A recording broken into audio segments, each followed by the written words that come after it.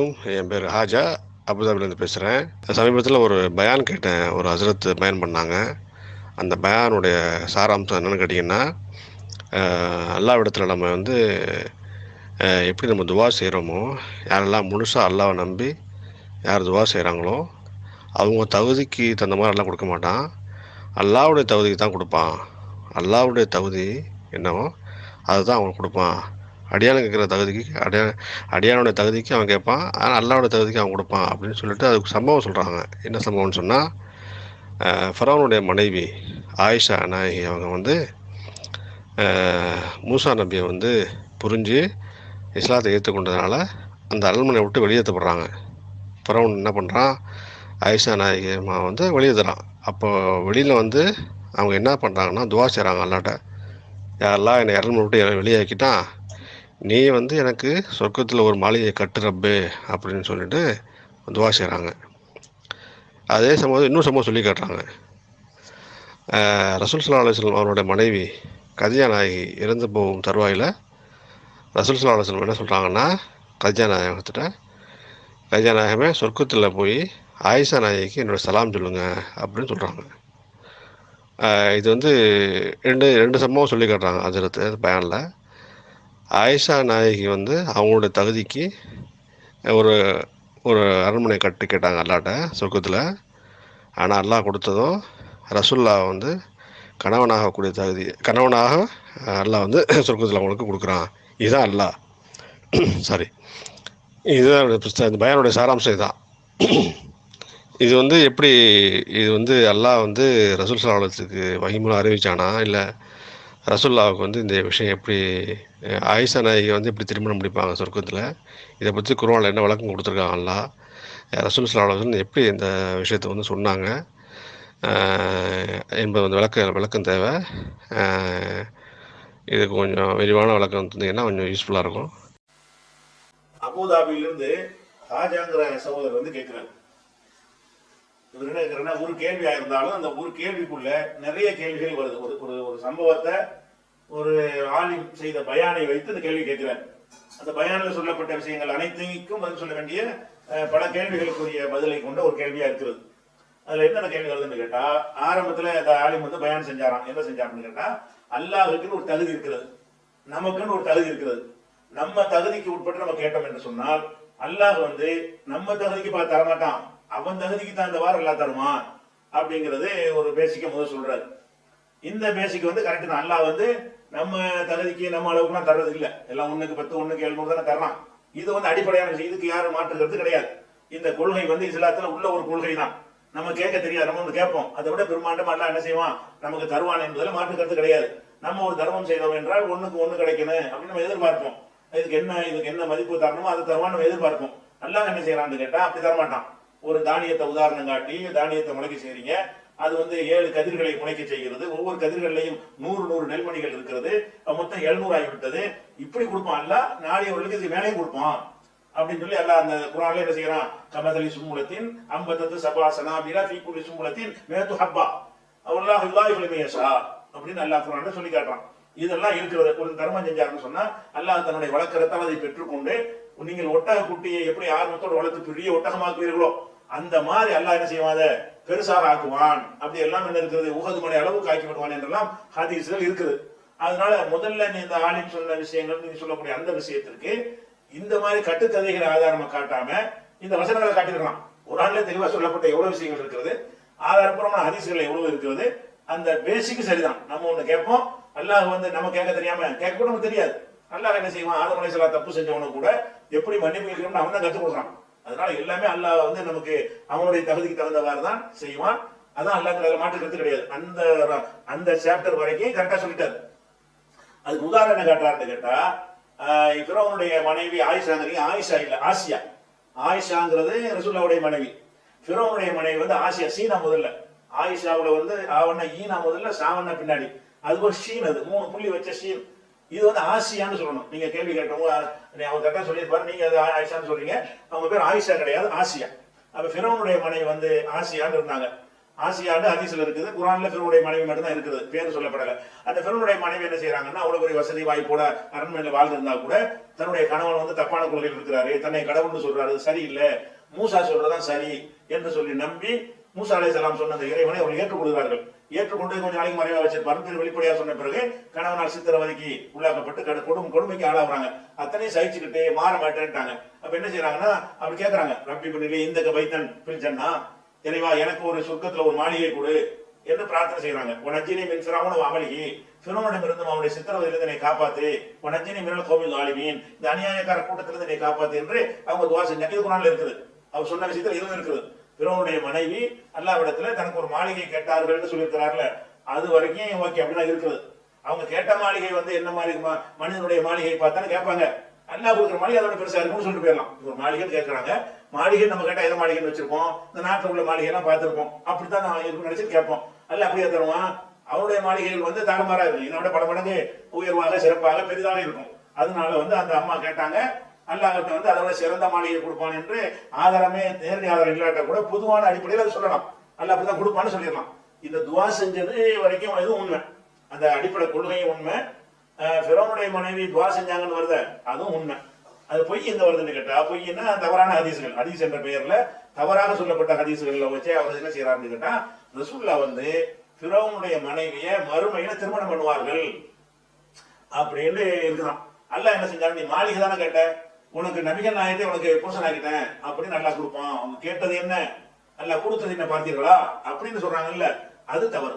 அது மாதிரி உள்ள செய்திக்கு வந்து அது ஆதாரப்பூர்வமான ஹதீஸ் கிடையாது, பலவீனமான ஹதீஸ் இருக்குது. அது ஒரு சித்த விஷயம் தான். அப்ப என்னன்னு கேட்டா, என்ன வருதுன்னு கேட்டா, அவங்க சொல்லக்கூடியது வந்து ரசூல் ஸல்லல்லாஹு அலைஹி வஸல்லம் அவர்கள் ஹதீஜாட்ட போறாங்க. ஹதீஜா அது ஹயாத்தோட இருக்கிற ஒரு காலத்துல இருக்கு. அப்ப ஹதீஜா நாயகி வந்து மரண வேலையில் இருக்கிறாங்க, மௌத்துடைய வேலையில் இருக்கிறாங்க. அந்த நேரத்துல வந்து இருக்கும்போது ரசூலுல்லாஹ் சொல்றாங்க, நீ வந்து ஹதீஜாவே ரொம்ப கஷ்டப்படுற, இந்த கஷ்டத்துல அல்லாஹ் வந்து உனக்கு நன்மையை தருவான், அதனால நீ என்ன செய்யணும்னு கேட்டா, அல்லாஹ் வந்து எனக்கு உன்னோட சேர்த்து ஃபிரௌனுடைய மனைவி ரெண்டு பேரை, மரியம பின் இம்ரான், மரியம் அலைஹிஸ்ஸலாம் அவர்களையும், ஈசா நபி தாயார் இருக்குல்ல அவங்களையும், குல்சூம் உக்த மூசா, மூசாவுடைய சகோதரி குல்சூம், மூசாவுடைய சகோதரினா அவங்க தான் அந்த மூசா நபியத்துக்கு கடல்ல போட்டவன அரண்மனையில போய் உங்களுக்கு ஒரு ஆளை நான் கூட்டிட்டு வரணும் பால் கொடுத்தேன்னு சொல்லுவாங்கல்ல, அந்த சகோதரி குல்சூம் அவர்களையும், ஆசியா இம்ரத் ஃபிரௌன் மனைவியாக ஆசியாவையும் அல்லாஹ் எனக்கு வந்து திருமணம் செய்து தருவான் என்பதை நீங்க தெரிந்து கொண்டு என்ன செய்யறாங்க அப்ப சொல்றாங்க. அப்ப வந்து ஹதீஜா நாயகி சொல்றாங்க, அப்ப நல்ல புள்ள குட்டியோட சந்தோஷமா வாழுங்க அப்படின்னு அவங்க சொன்னாங்க என்று இந்த ஹதீஸ் இருக்கிறது. இது வந்து எங்க இருக்கு, தபரானியுடைய கபீர்ல இருக்கிறது. அதே மாதிரி வேற சில நூல்கள்லையும் இருக்குது. எல்லா நூல்கள்லையுமே இதெல்லாம் இருக்குன்னு கேட்டா, தாரிக் திமிஷ்கில் இருக்கிறது, அபு நுஐம் அவருடைய மோஜிமு சஹாபாவில் இருக்குது, இப்னு ஜௌசியுடைய அல் முன்தலம் பி தாரிகில் இருக்கிறது. இது மாதிரி பல நூல்கள்ல இது இருக்குது. இதுல என்ன கவனிக்கணும்னு கேட்டா, ரசூல் ஸல்லல்லாஹு அலைஹி வஸல்லம் அவர்கள் வந்து மறுமையில ஃபிரௌனுடைய மனைவியை கல்யாணம் பண்ணுவாங்க, குல்சூம் என்ற மூசாவின் சகோதரி திருமணம் செய்வார்கள், ஃபிரௌனுடைய மனைவி ஆசியாவை திருமணம் செய்வார்கள். அந்த ஹதீஸ்ல இந்த செய்தியை அறிவிக்கிற ஆள் யாருன்னு கேட்டா, இப்னு அபி ரவ்வாத் அப்படிங்கிற ஒரு அறிவிக்கிறார். இவர் வந்து என்னன்னு கேட்டா, இவர் இத சொல்றாரு இல்லையா, சொல்லக்கூடியவர் ரசூலுல்லாஹ் வந்து ஹதீஜா நாயகி வீட்டுக்கு போனாங்கிறார். ஹதீஜா நாயகி வீட்டுக்கு போனாங்கன்னு சொல்வதை யார் அறிவிக்கணும்? சஹாபி தான் அறிவிக்கணும். ஹதீஜா நாயகி வீட்டுக்கு ரசூலுல்லாஹ் போனாங்கன்னா அதை பார்த்து யார் பார்த்திருக்க முடியும்? நபித்தோட பார்த்திருக்க முடியும். நபிகள் நாயகம் காலத்தில் வாழ்ந்த ஒருவர் தான் இதை பார்க்க முடியும். இவர் வாழ்ந்தவரான்னு கேட்டா இவர் சஹாபியே இல்ல. இதை அறிவிக்கிற அறிவிப்பாளர் யாருன்னு கேட்டா இப்னு அபி ரவ்வாத். இவர் தாபியில உள்ளவர். தாபின்னா சஹாபாக்களுக்கு அடுத்த தலைமுறையில உள்ளவர். இப்படிப்பட்டவர் என்ன செய்யறாருன்னா, நம்ம ரசூலுல்லாஹ் போனதை பார்த்துட்டு இருந்த மாதிரி ஹதீஜா நாயகி வீட்டுல போனாங்கிறார். வீட்டுல போனாங்கன்னு சொன்ன மட்டும் பத்தாது, வீட்டுக்கு உள்ள என்ன பேசினார்கள் என்பதெல்லாம் அறிவதாக இருந்தால் அந்த குடும்பத்துக்கு இன்னொரு நெருக்கமானதா இருந்திருக்கணும். எல்லாரும் வீட்டுக்கு நுழைய முடியுமா? ஒரு வீட்டுல போய் நுழைய முடியாது. அப்ப இந்த சம்பவத்தில் என்ன வருதுன்னு கேட்டா, ரசூலுல்லாஹ் வீட்டுக்கு போறாங்க, மனைவி வீட்டுக்கு போறாங்க, மனைவி மரண வேலையில் இருக்கிறாங்க, அந்த நேரத்தில் இதெல்லாம் ரசூலுல்லாஹ் பேசுறாங்க அப்படிங்கறதெல்லாம் ஒரு சொல்ல வேண்டுமாக இருந்தால் அவர் நபிகள் நாயகத்தை சந்திச்சவரா இருக்கணும். இன்னும் சொல்ல போனா ஹதீஜா நாயகி மரணம் என்பது மக்காவுடைய காலத்துல உள்ள ஆரம்ப காலத்துடைய விஷயம்.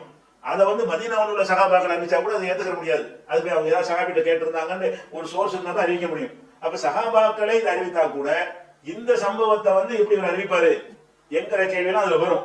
ஏன்னா சகாபினா யார் அறிவிக்கலாம்? மக்காவை சேர்ந்தவராகவும் ஆரம்ப காலத்தில் இஸ்லாத்தை தழுவுனாங்களே அப்படிப்பட்டவர்கள் அறிவித்தால் தான் அது இந்த ஹதீஜா நாயகியோட சம்பந்தப்பட்ட ஒரு செய்தியெல்லாம் ஏத்துக்க முடியும். அதனால இதை அறிவிக்கிற ஆளை யாருன்னு கேட்டா இப்னு அபி ரப்பாத்துங்கிறவர் அறிவிக்கிறாரு. ரசூலுல்லாஹ் மனைவி ஹதீஜா நாயகி பார்த்து இதை சொன்னாங்க. அப்ப இது அடிபட்டு போச்சு. இதனால இந்த ஹதீஸ் இது தவறான ஆத்தன்டிக்கான ஹதீஸ் கிடையாது. இதை எடுத்துக்கொள்ள கூடாது. அது போக அவர் சொன்னதாக இந்த இப்னு அபி ரப்பாத் என்பவர் சொன்னதாக இழலாங்கிற ஒருத்தர் அறிவிக்கிறாரு. அவர் சொன்னதாக முகமது இப்னு ஹசன்கிறவர் அறிவிக்கிறாரு. அவர் யாருன்னு கேட்டா பலவீனமான ஆளு, சரியான யாவசக்தி இல்லாம பலவீனம் என்று ஒதுக்கி வைக்கப்பட்ட ஒரு ஆள், ஆத்தன்டிக்கான ஒரு ஆள் கிடையாது. அப்ப முதல் ரெண்டு பலவீனம் இருக்குது. ஒண்ணு இதை அறிவிக்கிறவர் சஹாபி கிடையாது. ரெண்டாவது இவர்கிட்ட கேட்டவர் இருக்காருல்ல, அவர் யாருன்னு பாத்தீங்கன்னா பலவீனமான ஆளா இருக்காரு. அப்ப இதுல ரெண்டு விஷயத்தை வச்சு பார்க்கும் பொழுது இந்த 3 பேரை ரசூலுல்லாஹ் திருமணம் செய்வார்கள் என்று சொல்வது ஆத்தன்டிக்கான செய்திலாம் கிடையாது. யார் ரசூலுல்லாஹ் துன்யாவுல மனைவியா இருந்தாங்களோ அவங்க ஆகிரத்துல அவங்க மனைவியா இருப்பாங்க என்பதற்கு ஆதாரங்கள் இருக்கு. அது உண்டு. யார் இந்த உலகத்துல ஹதீஜா நாயகில இருந்து ஆயிஷாவுல இருந்து எல்லாரும் என்ன செய்வாங்க, மனைவியா இருப்பார்கள் என்பதற்கு ஆதாரம் இருக்கே தவிர இந்த மரியம் அலைஹிஸ்ஸலாத்தை திருமணம் பண்ணுவாங்க, அப்புறம் ஆசியாவை திருமணம் பண்ணுவாங்க, அப்புறம் குல்சும் மூசாவுடைய சகோதரி திருமணம் பண்ணுவாங்க என்றெல்லாம் சொன்னா இந்த ஹதீஸ் இது மாதிரியான ஹதீஸ்கள் தான் சான்றாக இருக்கிறது. இது பலவீனமான ஒரு செய்தி. இது ஒரு விஷயமாச்சா. அடுத்து என்னன்னு கேட்டா இந்த செய்தியில இன்னொரு பிழையும் இருக்குது. இது ஹதீஸா இருக்க முடியாது. இது பலவீனத்துக்கு நம்ம சொல்றோம். இது பலவீனம் கிடையாது, இட்டு கட்டப்பட்டது. ஏன்னு கேட்டா இதில் உள்ள வாசகம் இட்டு கட்டப்பட்ட ஹதீஸும் காட்டுகிறது. நல்லாவே இஸ்லாமிய அடிப்படைக்கு மாற்றமான ஒரு மெசேஜ் இதுக்குள்ள இருக்கிறது. என்ன இருக்கிறது? இப்ப நம்ம சொர்க்கத்துக்கு போயிட்டோம். சொர்க்கவாசி தீர்ப்பளிச்ச பிறகு அங்க புள்ள குட்டினா உண்டா? சொர்க்கத்துல புள்ள பெறுவாங்கிறான் இல்ல. அப்ப சொர்க்கத்துல சந்தோஷமா ஜாலியா இருக்கலாமே தவிர சொர்க்கத்துல கர்ப்பமாகிறது, பிரசவிக்கிறது இந்த மாதிரி எல்லாம் என்ன இல்ல, அது கிடையாதுங்கிறது பேசிக்கான ஒரு நம்பிக்கை. இதுல ஹதீஜா நாயகி சொன்னோன்னு என்ன சொல்றாங்களா, பிர்ரிபாய் உல் பனீன், நல்லா செழிப்போடும் ஆம்பளை பிள்ளைகளை பெற்று நல்லா வாழுங்கன்னு சொன்னாங்களாம். எங்க போய் நீங்க போய் மறுமையில போய் கல்யாணம் பண்ணிட்டு ஆம்பளை பிள்ளையா பெற்று போடுங்கன்னு சொன்னாங்களாம். அந்த மாதிரி இந்த பிர்ரிபாய் உல் பனீன்ங்கிறது அறியாமை காலத்து மக்கள் திருமணத்தில் வாழ்த்தக்கூடியது. அந்த வாழ்த்தை ஒழிச்சிட்டு தான் ரசூல் ஸல்லல்லாஹு அலைஹி வஸல்லம் பாரக்கல்லாஹ் சொல்லி தந்தாங்க. அந்த அறியாமை காலத்துடைய வாழ்த்து முறையும் அதுல இருக்கிறது. ஏன்னா ஆம்பளை பிள்ளை வேணுங்கிறான்ல, நம்ம ஆம்பளை பிள்ளை பொம்பளை பிள்ளை இந்த சமம்ங்கிறது இஸ்லாத்துடைய பேசிக்கு உடைக்கிற மாதிரி நல்ல ஆம்பளை பிள்ளையா பெறுங்கன்னு சொல்றது இது இஸ்லாமிய வாழ்த்து முறை இல்ல. ஹதீஜா நாயகி இப்படி சொன்னாங்களா ரசூலுல்லாஹ்ட்ட? அப்ப ரசூலுல்லாஹ் எதிர்த்து சொல்லிருப்பாங்களா? அங்க எது பிள்ளை கேட்டுக்க மாட்டாங்க, அங்க என்ன புள்ள குட்டின்னு கேட்டுருப்பாங்க இல்லையா? அப்ப அந்த புள்ள குட்டியோட பெற்று ஆம்பளை பிள்ளையா பெற்று போடுங்கன்னு சொன்னா இப்படி ஹதீஜா நாயகி சொல்லுவாங்களா? ஹதீஜா நாயகி கூட சொல்லலாம். ஏன்னு கேட்டா உங்களுக்கு அப்பதான் இஸ்லாமிய அடிப்படை வந்த நேரம் புரியாம கூட இருந்திருக்கலாம். ஆனா ரசூலுல்லாஹ் தானே சொல்றாங்கல்ல, ரசூலுல்லாஹ் கவுண்டர் பண்ணிருப்பாங்கல்ல, நீ என்ன பேசுற, சொர்க்கத்துல பிள்ளைகள் என்ன வேலை கேட்டுருப்பாங்க இல்லையா? அதனால இதனுடைய கருத்தை வச்சு பார்த்தா பயங்கர கட்டுக்கதை இது. ஏன்னு கேட்டா சொர்க்கத்தை பத்தி எப்படி நம்பணுமோ ஆகிரத்தை நம்பணுமோ அது அடங்கிறது.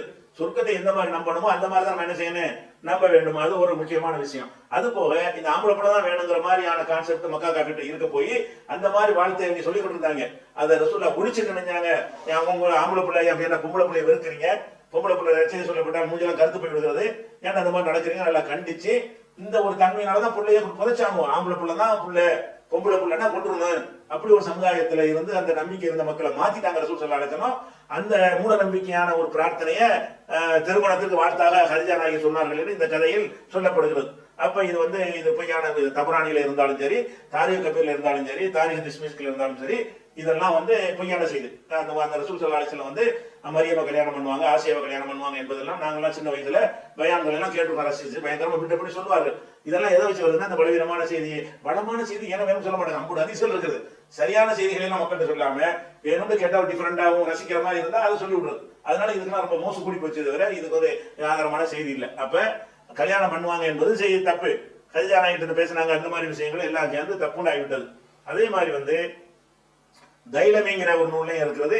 ஆயிஷா நாயகி சொல்றாங்களா, எப்படி சொல்றாங்க, இது ஆயிஷா நாயகி ஹதீஜாட்ட இருந்து ஆயிஷா நாயகி திரும்பிடுச்சு. இது ஒரு தைலமில உள்ள ஹதீஸ். அதுல எப்படி இருந்தா ரசூல் ஸல்லல்லாஹு அலைஹி வஸல்லம் அவர்கள் ரொம்ப சந்தோஷமா வந்தார்கள்.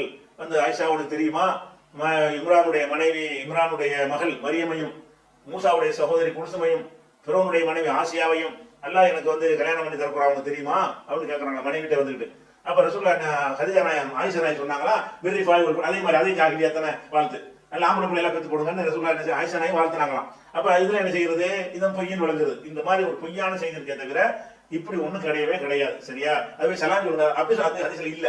எப்படி நீ போய் என்ன செய்ய முதல்ல போனீங்கன்னா அந்த வாசியாவுக்கு சலாம் சொல்லணும்னு சொன்னாங்க. அது எப்படி அவங்க சந்திப்பாங்க? முதல்ல எப்ப சந்திக்க போறோம்? ஆலமுல் அர்வாஹ்ல இருக்க போறோம். சொர்க்கத்துக்கு எப்ப போறதுன்னா கதியானே மூத்தா போனாங்கன்னா உடனே சொர்க்கத்துக்கு போயிடுவாங்களா? கபர் வாழ்க்கை இருக்கிறது. கபர் வாழ்க்கைக்கு பிறகு அதுல என்ன செய்வான்? கேள்வி கேட்பான். கேள்விக்கு பதில் சொன்னார்களே ஆனால் தூங்குங்க நல்லா சொல்லிடுவான். நம் கனவுமத்தில் அறுபது புதுமாப்பிள்ள கூட தூங்குங்க, யாரும் எழுப்ப முடியாத அளவுக்கு தூங்குங்க அப்படின்னு நல்லா சொல்லிடுவான். எது வரைக்கும் தூங்கிடுவாங்க? ஹத்தா எபாத ஹுல்லாஹு மல்ஜெய்ஹாதா, இந்த இடத்திலிருந்து நல்லா எழுப்புற வரைக்கும், அந்த படுக்கை இடத்திலிருந்து எழுப்புற வரைக்கும் தூங்க சொல்லிடுறாங்களா. அப்ப எல்லாரும் அங்க தூங்க போறாங்களே தவிர கபூர்ல அடக்கணும்னு கேள்வி கேட்கப்படும், அதோட தூங்கிடுவாங்க.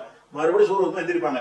அதுக்கு பிறகு கேள்விகளை கேட்கப்படும், அதுக்கு பிறகு ஜட்ஜ்மெண்ட் செய்யப்படும், அதுக்கு பிறகு சொர்க்கத்துக்கு நரகத்துக்கு போவார்கள். அப்படி இருக்கும்பொழுது இன்னமும் போனவங்க சொர்க்கத்துக்கு போற மாதிரி நீங்க போய் என்ன செய்யுங்க, சொர்க்கத்துல போய் அவங்கள பாப்பீங்க, ஆசியாவை பாப்பீங்க. ஆசியாவும் சொர்க்கத்துக்கு ஒண்ணு போகல, மரியமும் சொர்க்கத்துக்கு போகல, ஹதிஜானாயும் ஒண்ணு சொர்க்கத்துக்கு போகல. அங்க சொர்க்கத்துல போய் பார்த்து சலாம் சொல்ல மாட்டேன். இது இஸ்லாமிய நம்பிக்கை. இதெல்லாம் நம்ம சொர்க்கத்துக்கு சத்தம் கூட உடனே சொர்க்கத்துக்கு போயிடறாங்களா? இப்ப யாரெல்லாம் மரணித்து விடுகிறார்களோ அவரெல்லாம் உடனே சொர்க்கத்துக்கு போயிடுவாங்களா? கபருக்கு தான் போவாங்க, சொர்க்கத்துக்கு போக மாட்டாங்க. சொர்க்கத்துக்கு போறதுதான் இல்ல. தீர்ப்பு நாள் வச்சிருக்கிறானே மாலிக் யௌமித்தீன், நியாய தீர்ப்பு நாளுக்கு அதிபதி, அன்னைக்கு தான் ஜட்ஜ்மெண்ட், அன்னைக்கு தான் சொர்க்கமா நரகமாங்கிற முடிவு. அதுக்கு முன்னாடி எல்லாம் யாரும் சொர்க்கத்துக்கு நரகத்துக்கு போக முடியாது. அப்ப எப்படி சொர்க்கத்துல போய் பார்த்தா சொல்லுங்கன்னு எப்படி போய் பார்ப்பீங்க? அவங்களும் சொர்க்கத்துக்கு போல, இவங்களும் சொர்க்கத்துக்கு போல. இன்னும் சொல்ல போனா இந்த சொர்க்கமே இந்த சொர்க்கம் கிடையாது, நம்ம போற சொர்க்கம். இது அழிச்சுடுவான் அல்ல. எந்த சொர்க்கத்தையும் ரசூல் ஸல்லல்லாஹு அலைஹி வஸல்லம் வந்து கியாமத் மறுமையில மேராஜ்ல பார்த்தார்களோ அந்த சொர்க்கத்துக்கு நம்ம எல்லாம் போவோம். அந்த சொர்க்கத்தை ஒரு மாடலா அல்ல காட்டினா, அவ்வளவுதான். அந்த சொர்க்கம் அல்ல நம்ம போற சொர்க்கம். எல்லாத்தையும் அடிச்சு சப்ஜோட காட்டி விடுவான்ல. பல பூமி அத்தனையும் கூட நொறுக்கிட்டு என்ன செய்வோம்? புதுசா படைக்குவான் அல்ல. நம்ம எப்படி அழிச்சு விடுகிறானோ அழித்து விட்டு படைத்தல் அவனுடைய தனிப்பட்ட ஒரு தன்மை, அவனுடைய ஸ்டைல். அப்ப அல்லாவுடைய தனி ஸ்டைல் என்னன்னு கேட்டா எல்லாம் அழிச்சு படைக்குவான். மனுஷன் தான் கஷ்டம், செஞ்சுட்டு போய் படைக்கணும்னு நினைப்பான். அவனுக்கு என்னது படைச்சா ஆண்டா ஆயிட்டு போகுது. அப்ப அல்ல என்ன செய்யறான்டா, ஏமத்து பத்தல் அந்த வயிறுலாது, இந்த பூமி வேற பூமியை மாற்றப்படும், சமாவாத்து மத்துவியாத்து எமினி, வானங்கள் எல்லாம் அப்படி கையில வலது கையில சுருட்டி போட்டுரும், அவ்வளவுதான். அதுக்கப்புறம் என்ன செய்ய, வேற வானத்தை வேற பூமி எல்லாம் படைக்கிறான். அப்ப வேற வான பூமி படைக்கும் போது எல்லாத்தையும் சுருட்டும் போது அதுவும் சேர்ந்து போயிடும். அந்த சொர்க்கம் படைக்கப்பட்டுதான் இல்லையாங்கிற விஷயமா வேண்டுமானால் அந்த ஆலிம் கிளாஸ் விளக்கமா நடத்திட்டு வந்த பாடம், அது மட்டும் உங்களுக்கு கட் பண்ணி வேணா போட்டு விடுறோம் பொதுவுல, அதை விளங்கிருங்க. அப்ப என்னன்னு கேட்டா, இந்த சொர்க்கத்துக்கு போய் சலாம் சொல்லணும்னு சொல்ல முடியுமா? இப்பதான் ஒரு நாள் மூத்தா போயிட்டாரு, நீங்க போய் ரசூலுல்லாஹ் பார்த்து சலாம் சொல்லணும்னு சொல்லிவிட முடியுமா? ஒருத்தன் போகலையே சொர்க்கத்துக்கு, அந்த சொர்க்கமே இல்லையே. சொர்க்கத்துக்கு சுகதாக்கள் மாத்திரம் சொர்க்கத்துல பறவை வடிவத்துல சுத்திட்டு இருப்பாங்கன்னு வருது. உயிர் தியாகிகள் மாத்திரம், மனிதனாக இல்ல. அதுக்கு பிறகு என்ன செய்வான்? எல்லாத்தையும் அழிக்கும் போது அதுவும் அழிஞ்சு போயிடும். அப்புறம் என்ன செய்வான்? புது சொர்க்கத்தை உண்டாக்கி, அந்த சொர்க்கம்னா எப்படி? சொர்க்கம் வானத்துல இருக்கு, நம்ம அறிஞ்சிருக்கிறோம்.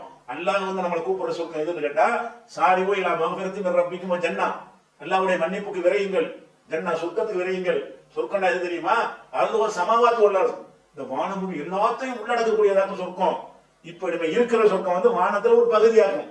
இப்ப இனி படைக்கிற சொர்க்கம் எப்படின்னு கேட்டா, அறுபது சமாவாத்து உள்ளது, இந்த வானபூமி நம்ம இருக்குது, இது என்ன அதுக்குள்ள அடங்கிடும், அவ்வளவு பெருமாட்டம். அப்ப அல்லாஹ் வந்து நம்மளை எல்லாம் வந்து அனுப்பி பரிசாக தரக்கூடிய சொர்க்கம் என்பது அது வேற. இப்ப இருந்து கொண்டு இருக்குல்ல ரமலான்ல வந்தா சொர்க்கம், அது ஒரு மாடல், ஒரு அடையாளத்துக்காக வைக்கப்பட்ட ஒரு சொர்க்கம். அதுக்கு நம்ம போக போறது இல்ல, அதெல்லாம் அழிச்சுட்டால வேற மாதிரி தான் படைப்பான். இது குறித்து விரிவான விளக்கத்தை இன்னொரு முகநூல்ல போடுவோம், பாத்துக்கோங்க. அதனால